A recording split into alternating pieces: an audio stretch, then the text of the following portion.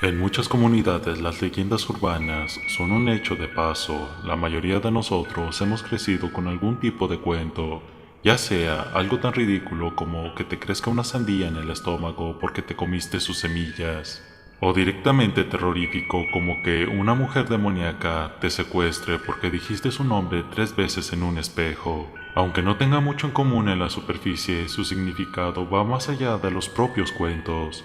Las leyendas urbanas proporcionan a los niños su primera prueba real de pensamiento crítico. Aunque todos los niños de tu clase se empeñen en creer que alguna afirmación milagrosa es válida, nunca estás demasiado seguro. En tu propia curiosidad creciente, haces preguntas, investigas, reúnes información a partir de tu propia comprensión del mundo. Para nosotros los adultos puede parecer insignificante determinar que una sandía no crece en tu estómago o que Slenderman no ha robado al niño que ha estado enfermo. Pero en realidad es el proceso de pensamiento lógico y la búsqueda de la verdad con pruebas verificables lo que resulta tan valioso más adelante en la vida. Es precisamente por esta razón por las que el cuento de la tijereta infunde un profundo temor a todos los habitantes de mi ciudad. La tijereta es una criatura nacida del miedo colectivo, como dice la historia, un bicho de tamaño humano que espera en la oscuridad, fijando su cuerpo en el más mínimo rincón para poder observarte desde lejos. Sus largas antenas detectan el más mínimo movimiento. Unas patas rápidas y un cuerpo flexible le permiten meterse en todos los recovecos para evitar tu mirada. Inseguro de su entorno, busca, pero sin éxito. Solo cuando crees haber revisado todos los rincones posibles, aceptas de mala gana que estás solo. No sabes que en el momento en el que has bajado la guardia, es cuando se desliza silenciosamente hacia ti para inyectar una toxina paralizante en el cuello. El dolor debilitante es insoportable y te agitas en un intento desesperado de luchar, pero un duro exoesqueleto lo protege de cualquier cosa que puedas esperar que le haga daño. Cuando su cuerpo empieza a cansarse y sus músculos comienzan a engarrotarse, unos tentáculos carnosos emergen de un tórax ondulante y dispara un material pegajoso para mantenerla en su sitio. Al mismo tiempo, una probóscide flexible atraviesa tu abdomen, excreta una sustancia que convierte tus entrañas en una sopa y la sorbe alegremente. Una vez que se ha saciado, un segundo apéndice inyecta rápidamente miles de gusanos en lo que ahora servirá como un cascarón petrificado. Dejando a un lado el comportamiento horripilante, la historia de la tijereta no es simplemente la de un formidable depredador, es la de una criatura que, por algún medio desconocido, ha conquistado el propio concepto de incertidumbre. ¿Qué ocurre cuando un ser encuentra la manera de existir siempre, potencialmente? No solo cuando finalmente decide abrir los ojos y darse la vuelta, sino debajo de tu cama, en tu armario, en todos los lugares oscuros que nunca pensaste en revisar, hasta que no sabes a ciencia cierta que algo está o no está ahí. La respuesta a lo que llena ese espacio es desconocida, y en esa incertidumbre, la tijereta encuentra un hogar. Cuanto más se piensa en la posibilidad de su existencia, más posibilidades tiene de abrirse camino en nuestra realidad. Al principio, los niños no podían entender las ramificaciones del cuento. Para ellos, solo era una estupidez que decían para asustarles. No pienses en la tijereta, o ya será demasiado tarde. Decían, cuando uno se enfadaba con un compañero o un profesor, le gritaban el nombre 3 veces o le hacían un dibujo para asegurarse de que el blanco de su ira tuviera presente a la bestia. Otros jugaban a la larga, buscaban una víctima y le hacían mencionar a la tijereta todos los días. Para la mayoría se suponía que era una diversión infantil inofensiva, un mito muy tonto como cualquier otro. Cuando crecían lo olvidaban y se reían cuando sus amigos lo mencionaban como adultos. Pero un día las risas cesaron cuando encontraron a una niña muerta en su habitación.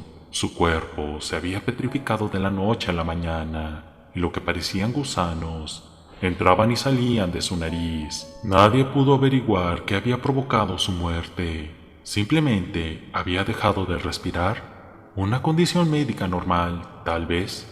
No había señales de juego sucio, solo algunas marcas que parecían haber sido clavadas con una aguja hipodérmica. Pero no hubo allanamiento de morada y los padres seguramente no le hicieron daño. Entonces, ¿qué había llevado a esa tragedia?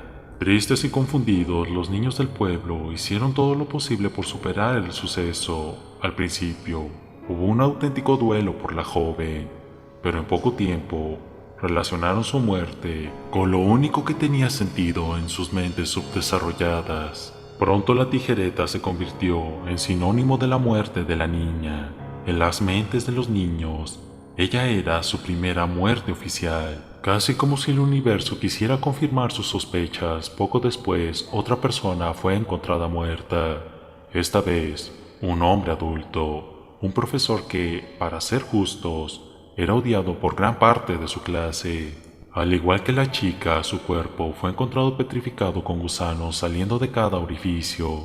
Se encontraron marcas de agujas en su cuello y alguna sustancia mucosa, no identificable, lo pegó a su cama. Pero a diferencia de la niña, él tenía una conexión más directa con la criatura. Los dibujos de lo que parecía un imponente bicho llenaba su buzón. Los papeles que corregía tenían escrito tijereta, con más dibujos burdos de una bestia de aspecto similar dibujado en el reverso. Aunque la policía local no podía considerar esto como algo más que una coincidencia y aunque ninguno de los niños implicados se enfrentó a un castigo, ciertamente levantó las cejas de la gente del pueblo. Al mismo tiempo, la noticia de la tijereta pasó de ser una leyenda urbana a algo que la gente empezó a temer de verdad.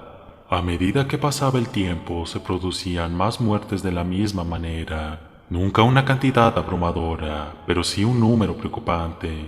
Aunque algunas parecían no tener ninguna relación con la criatura, la mayoría tenían sin duda algún tipo de conexión con ella. Al final se llegó a un punto en el que incluso los escépticos más acérrimos no se atrevían a decir su nombre por miedo a provocar una plaga en la casa de otra persona, o peor aún, en la suya propia. Un niño jugaba en el patio de su casa en una soleada tarde de domingo. Dos niños del vecindario de la misma edad pasaron por allí y se pararon a hablar con él un segundo. Se hizo un rápido intercambio de dinero de bolsillo. El niño desapareció en su casa y pronto reapareció con un trozo de tiza. Se acercó despreocupadamente a la acera y empezó a dibujar algo, mientras los dos chicos se paraban sobre él y se reían. Ni siquiera terminó la mitad de la palabra antes de que su padre saliera corriendo de la casa como si estuviera en llamas. El hombre recogió a su hijo con un brazo mientras pateaba el trozo de tiza caído al otro lado de la calle. El señor Ned, como lo llamaban los niños, era uno de los individuos más tranquilos del pueblo, un religioso deliciosamente alegre que nunca levantaba la voz, incluso cuando estaba enrojecido. Les gritó a los dos chicos del vecindario que se alejaran de su casa antes de dirigir su atención a su hijo y gritarle: «No volverás a hacer esto, demonios, ¿me entiendes?». Había gritado con tanta fuerza que los demás no pudieron evitar asomarse a sus ventanas para ver cuál era la conmoción. Una mujer incluso salió para preguntar qué estaba pasando. El señor Ned respondió a su mirada confusa con un gruñido, con casi el mismo nivel de fuerza con el que había hablado con su hijo. Le gritó que entrara antes de volver a su casa sujetando el brazo de su hijo. A partir de ese día, el joven no pudo salir de su casa para nada más que ir a la escuela, hasta que estuvo listo para ir a la universidad. Supuestamente, los dos chicos que habían pensado que sería divertido pagar al niño para dibujar el nombre de la criatura en público recibieron un castigo aún más duro en su casa. Rápidamente, las noticias sobre la tijereta no eran de leyenda para la gente del pueblo, eran hechos. Al igual que el sol salía en el cielo, también la tijereta descendía en la oscuridad. Para ellos, hablar de cualquier cosa que se pareciera a la criatura era tabú, y cualquier desliz se enfrentaba a una tolerancia cero y a un rápido castigo. Incluso hubo casos en los que la policía acudió a detener a personas que se enteraron de que estaban difundiendo el nombre de la criatura. Los cargos falsos se aplicaron rápidamente y la gente estaba más que dispuesta a mentir en los tribunales para callar a alguien para siempre. Aunque desde fuera pueda parecer una reacción exagerada, es importante recordar lo que el miedo hace a la gente, especialmente cuando ese miedo había sido justificado por años de pruebas. Cuando tu vida y la de tus seres queridos se pone en peligro por meros pensamientos, parece apropiado que la gente tome medidas extremas para evitar que esos pensamientos se formen. Y cuando la tijereta estaba fuera de la mente de la gente, la vida era buena. La esperanza era que, con todas las cosas no reconocidas, la leyenda se desvaneciera en la irrelevancia y finalmente en la inexistencia, pero los susurros dispersos y una sensación irrefutable de estar caminando constantemente sobre cáscaras de huevo mantenían vivos los pensamientos. Y por extensión, la tijereta seguía comiendo. De vez en cuando aparecía otra muerte. La gente del pueblo la hacía pasar por causas naturales o por un homicidio especialmente espantoso, pero en el fondo sabían la verdad. De niño, mis amigos y yo éramos más atrevidos con la leyenda, aunque no nos atrevíamos a hablar de la tijereta en el grado en que lo habían hecho las generaciones anteriores. Jugábamos con el concepto lo suficiente como para ponernos en peligro real de sufrir represalias. Por extraño que fuera, sentíamos que estábamos continuando una tradición. Para nosotros, la idea de jugar con algo tan siniestro era divertido. En nuestras mentes, éramos invencibles. Teníamos la sensación de que podíamos rozar el borde de la muerte, pero nuestra juventud y arrogancia siempre nos devolvían a terreno seguro. A medida que crecíamos, la frecuencia de la historia se desvanecía hasta que finalmente pasaban años sin hablar de ella. Yo tenía 17 años y estaba en mi último año de instituto, cuando finalmente volvió a surgir. Mis amigos y yo estábamos pasando el rato antes del colegio cuando se nos acercó un chico llamado Dean Méndez. A Dean siempre le apasionó lo macabro y le contaba a cualquiera que quisiera escuchar las cosas espeluznantes que encontraba en internet. Normalmente le entusiasmaba contar a la gente las distintas cosas que encontraba, pero ese día parecía asustado. Tenía los ojos hinchados y rojos y el pelo enmarañado. Lo vi caminar hacia nosotros y cuando se acercó, fui a saludarlo. Pero él se acercó a mí primero. Necesito hablar contigo, a solas, dijo Dean, poniendo su mano en mi hombro con demasiada fuerza. Mi impulso inmediato fue decirle que lo soltara y retroceder unos pasos al sentir un olor que, sin dudas, era el resultado de haberse saltado la ducha en los últimos días. Pero a pesar de mis reservas iniciales, también tuve la fuerte sensación de que Dean necesitaba ayuda. Lo que sea que lo haya llevado a esta condición era obviamente muy severo, y si necesitaba hablar conmigo sobre algo que lo ayudara, que así fuera. Comprobé la hora y vi que aún faltaba bastante para mi primera clase, así que le dije a mis amigos que los alcanzaría más tarde y me fui con Dean.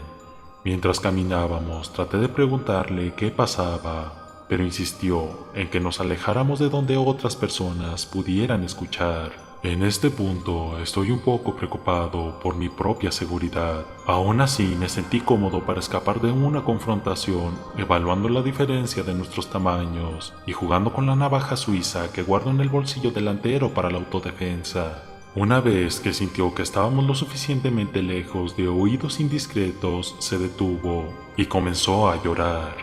Lo he estropeado todo, tío. Lo he estropeado mucho, muchísimo, dijo con la cara enterrada entre las manos, Intenté decirle que, fuera lo que fuera, estaría bien y que yo estaba aquí para él a pesar de todo. No lo entiendes. Me dijo. Fui demasiado lejos. Tardé un minuto en conseguir que se calmara y solo cuando dejó de llorar pude conseguir que se explicara de verdad. ¿Qué ha pasado? Pregunté. Hubo una pausa. Dean miró a su alrededor un momento antes de dar un paso hacia mí y volver a rodear mis hombros con sus manos. He invocado a la maldita tijereta, afirmó. Tenía mucha curiosidad por la leyenda, si eran ciertas. Durante el último mes me comprometí a asegurarme de que era real. Yo tenía que verlo. Necesitaba pruebas. Eso es lo que hace la gente curiosa, ¿no? Investigar las cosas. Ver si pueden encontrar la locura en nuestro mundo. Y yo la encontré, pero no sabía que era así. Por un momento me sentí confundido, pero de repente mi mente se remontó a todas las historias de la infancia e hizo conexión entre las extrañas muertes y el extraño comportamiento en torno al nombre. Por lo que recordaba, la tijereta siempre mataba a sus víctimas, no dejaba más que un cadáver lleno de sus hijos, y sin embargo, Dean parecía perfectamente sano.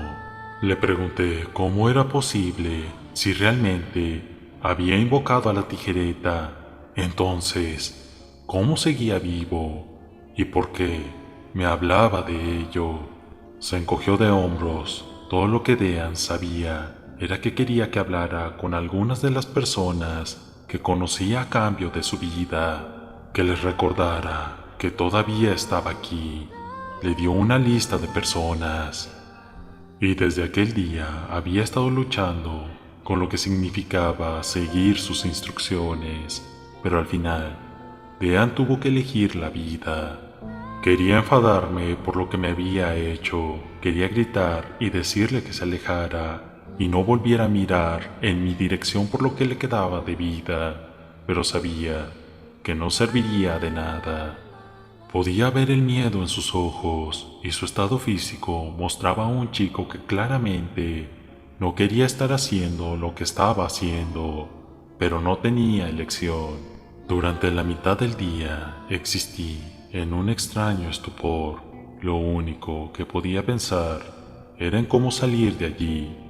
No fue hasta una conversación que tuve con mis amigos sobre cómo estaban estresados por la escuela que me di cuenta de que no podía contribuir a los pensamientos intrusivos. Necesitaba llevar mi mente a otra parte.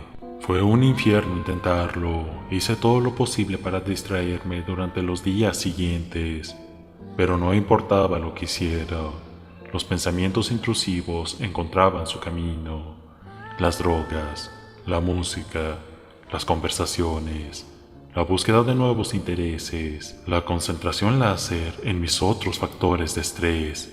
Nada importaba. Incluso mi novia de entonces se molestaba por lo mucho que quería escuchar lo que pensaba su cabeza en lugar de hablar de mis propios pensamientos. Lo peor era que no podía llegar a los demás para explicarles y pedirle ayuda sin arrastrarlos. Cada día era un reto para mantener mi mente ocupada y temía el momento en que llegaba la noche.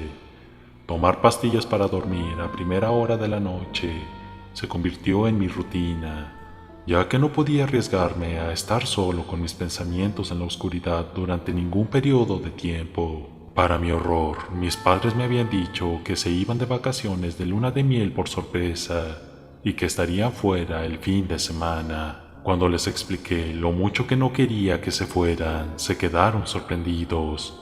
Un adolescente tiene la casa para él solo durante todo un fin de semana y no está entusiasmado. Incomprensible.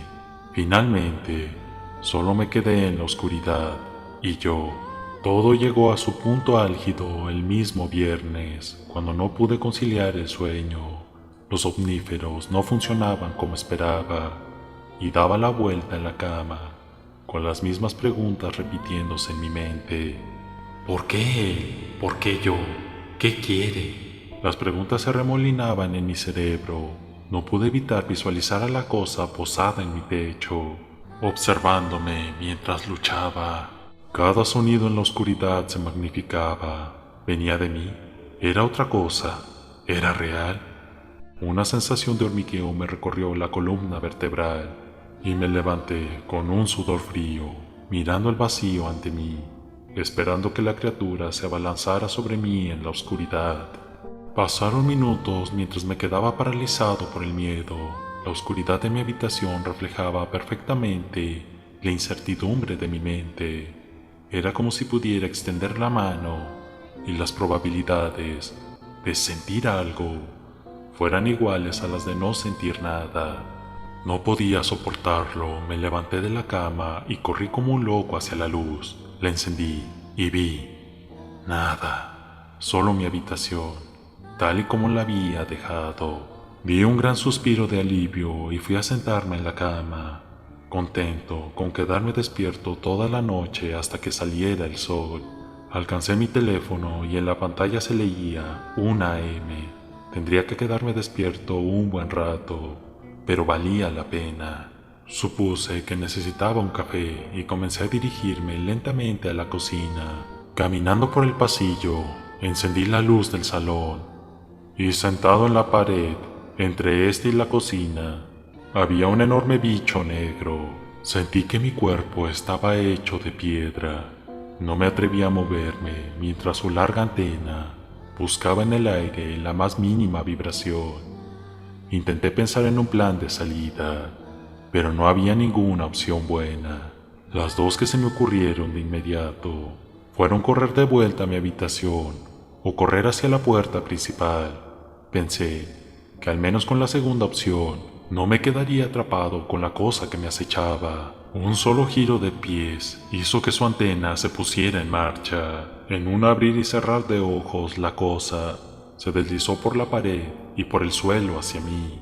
Me dirigí hacia la puerta principal, esperando poderla alcanzar a tiempo, pero me cortó el paso y disparó una sustancia pegajosa a mis pies. Salté hacia atrás justo cuando cayó al suelo y giré hacia mi habitación, pero solo recorrí un par de metros antes de sentir algo sólido en mi espalda. Me tiraron hacia atrás y desde el momento en que toqué el suelo, me resultó imposible volver a levantarme. Así de fácil, estaba atrapado. La tijereta se acercó lentamente a mí, arrastrándose por encima de mí, como si estuviera paseando, tratando de decidir qué hacer.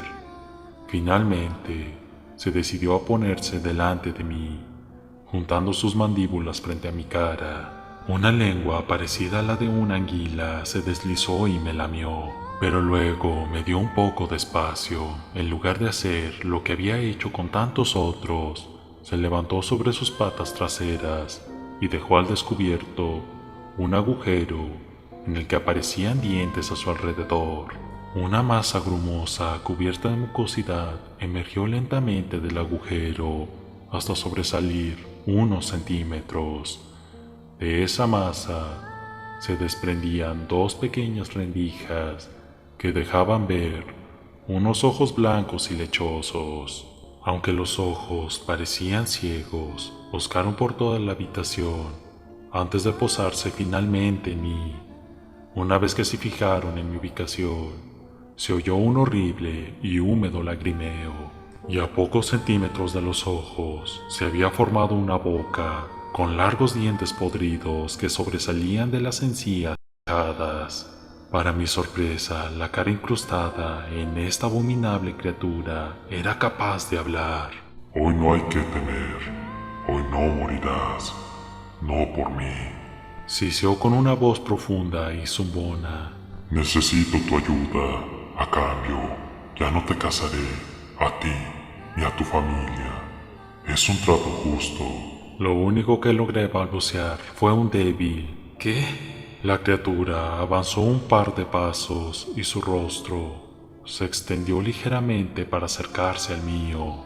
Vida a cambio de un servicio fácil de entender, fácil de cumplir.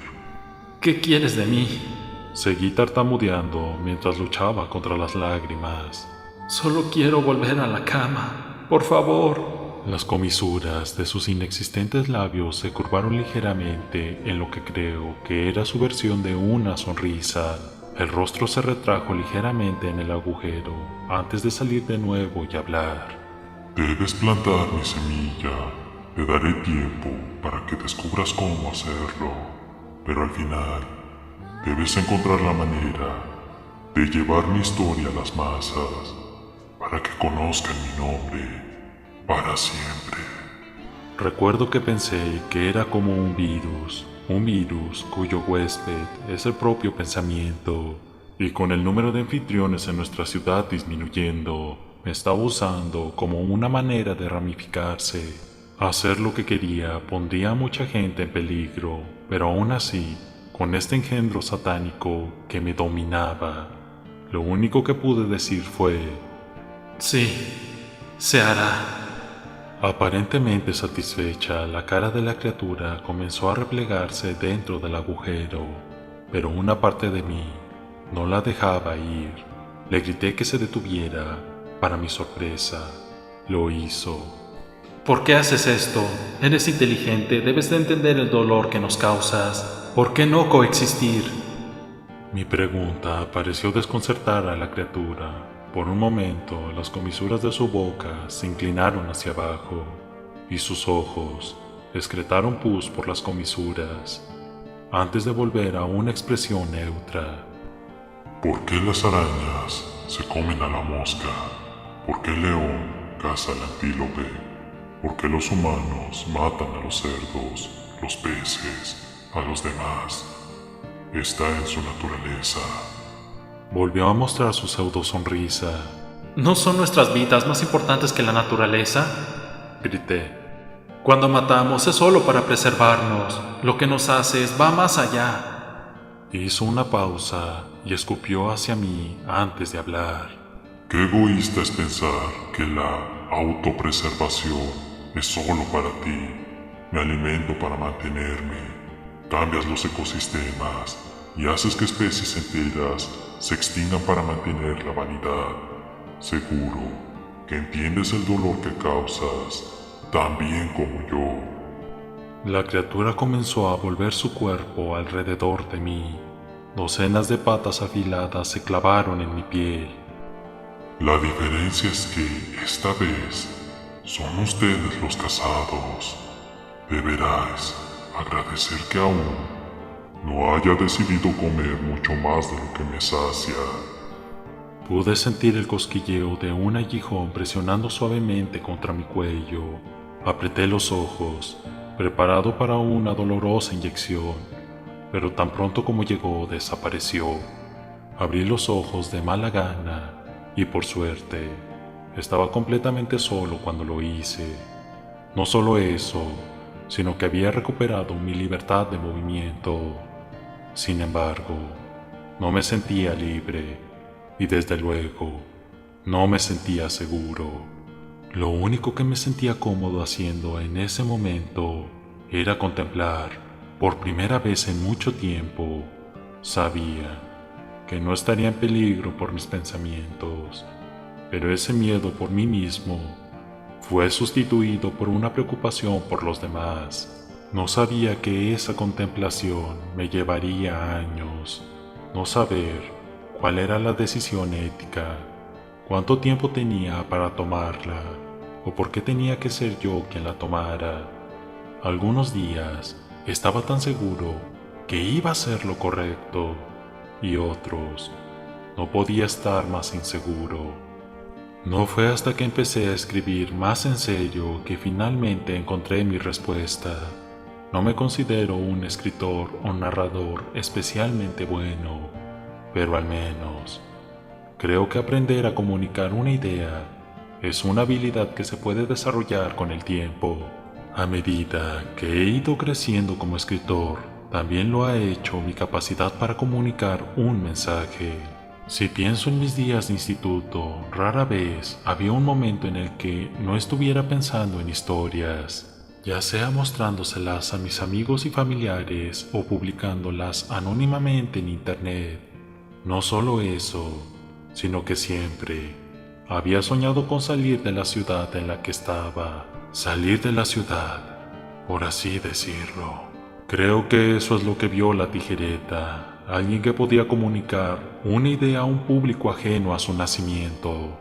Y al final elegí comunicar la historia de la tijereta. Mi seguridad y la de los que me importan son demasiado importantes como para arriesgarme a no hacerlo.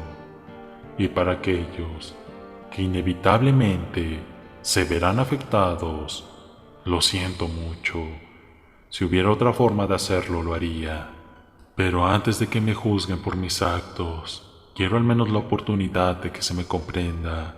Esta decisión no ha sido fácil, pero en última instancia, creo que la tijereta siempre supo lo que haría. Creo que eligió a personas que sabía que siempre elegirían aferrarse a la vida. En ese sentido, su propagación es inevitable. Pero el grado de propagación no tiene por qué serlo. Al hacer mi elección, pensé que si podía comunicar su mensaje, ¿por qué no puedo comunicar el mío también? ¿Quién puede decir que no lo advierto ahora? ¿Quién puede decir que no te diga que hagas todo lo posible por ignorar a la tijereta? Así es, ignorar los pensamientos intrusivos, busquen distracciones, encuentren otros intereses, encuentren razones para convencerse de que no es más que una leyenda, porque si su existencia nunca es una posibilidad, entonces tampoco lo son las consecuencias. Tal vez, juntos, podamos mantener un cuento chino solo como eso, un cuento.